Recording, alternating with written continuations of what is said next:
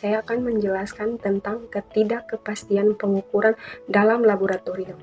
Ketidakpastian yaitu adalah suatu parameter yang terkait dengan hasil pengukuran, mencirikan sebaran nilai-nilai yang dianggap mewakili besaran yang diukur, menghitung rentang tersebut, yang disebut sebagai pengukuran ketidakpastian. Assalamualaikum warahmatullahi wabarakatuh. Perkenalkan, nama saya Muhammad Yusayir Makat. Di sini saya akan menjelaskan tentang sumber ketidakpastian pengukuran. Itu yang pertama adalah ketidakpastian nilai kalibrator parameter yang diukur oleh perusahaan komersial penyedia kalibrator dan laboratorium dengan kalibrator dan kalibrator buatan sendiri. Yang kedua adalah ketidakpastian kesalahan acak saat menjalankan prosedur pemeriksaan berupa penyebaran nilai dari parameter terukur atau pemeriksaan berulang, penyebaran impression dan data impression yang dikumulasikan oleh IEC. Terima kasih. Wassalamualaikum warahmatullahi wabarakatuh. Assalamualaikum warahmatullahi wabarakatuh. Nama saya Indah Sistaluhu. Di sini saya akan menjelaskan tentang materi selanjutnya.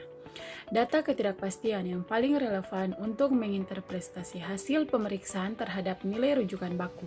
Yang pertama yaitu imprecision dari data kisi interval jangka panjang, yang kedua dalam bentuk CD atau CV, dan yang ketiga dan mencakup kondisi operasional rutin laboratorium sebanyak mungkin.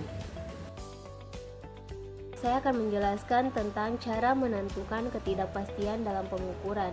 Yang pertama, masih terus berkembang. Yang kedua, belum tersedia panduan. Yang ketiga, perlu klarifikasi metode yang akan digunakan. Yang keempat, perlu disetujui panduan yang berlaku di SOP internasional maupun nasional.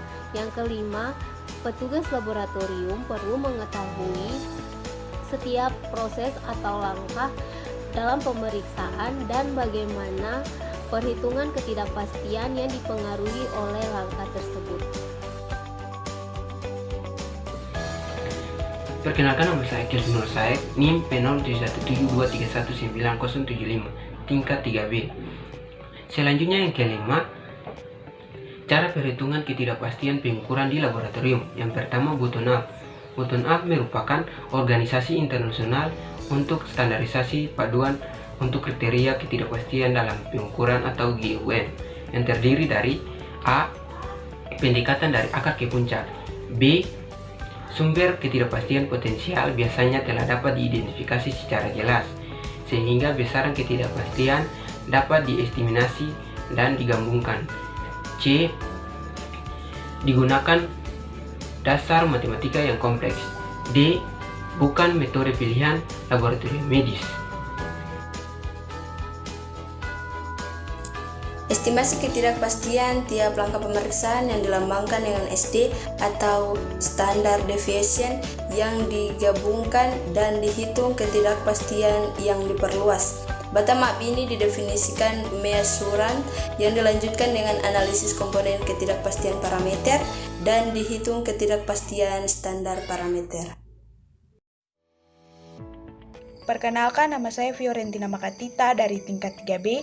Di sini saya akan menjelaskan tentang komponen ketidakpastian bottom up direkomendasikan oleh INC 1 pada tahun 1980, Working Group on the Statement of Uncertainty.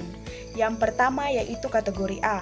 Dari analisis statistik, serangkaian nilai terukur pada kondisi pengukuran yang sesuai dengan definisi parameter tertentu.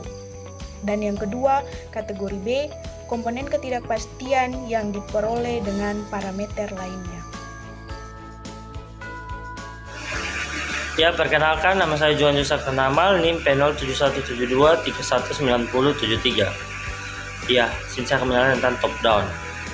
Disarankan untuk digunakan secara rutin di laboratorium klinik karena material kontrol mutu untuk memantau penampilan pemeriksaan secara menyeluruh dan didukung organisasi akreditasi dari beberapa negara seperti Australia, Kanada, dan Amerika. Terima kasih. Halo semua, perkenalkan nama saya Melinda Putri Andriani.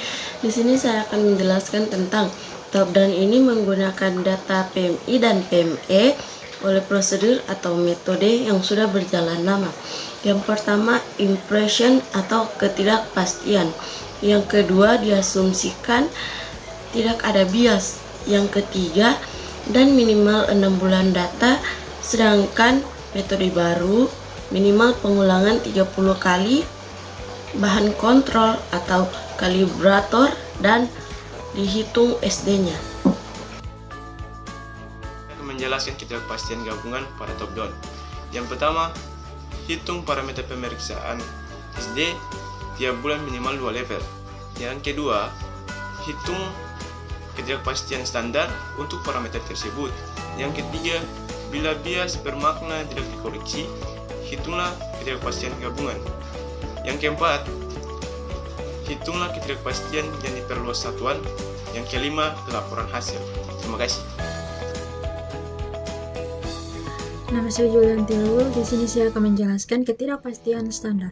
Ketidakpastian standar biasanya dapat dihitung dengan memilih bahan rujukan bersertifikat, misalnya pemeriksaan berulang, pada setiap analit dan dihitung standar error of the mean.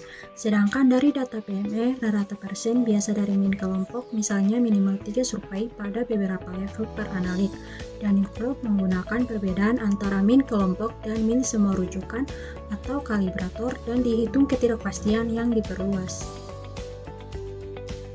Contoh ketidakpastian pengukuran di laboratorium yaitu ketidakpastian pemeriksaan hematologi yang dimana terdapat 2 komponen ketidakpastian standar biasa. Untuk pemeriksaan hematologi XE 2100 dan XT 2000, yang pertama yaitu SD relatif pengukuran berulang kalibrator SCS 1000, dan yang kedua yaitu ketidakpastian standar kalibrator dari perusahaan UKREF.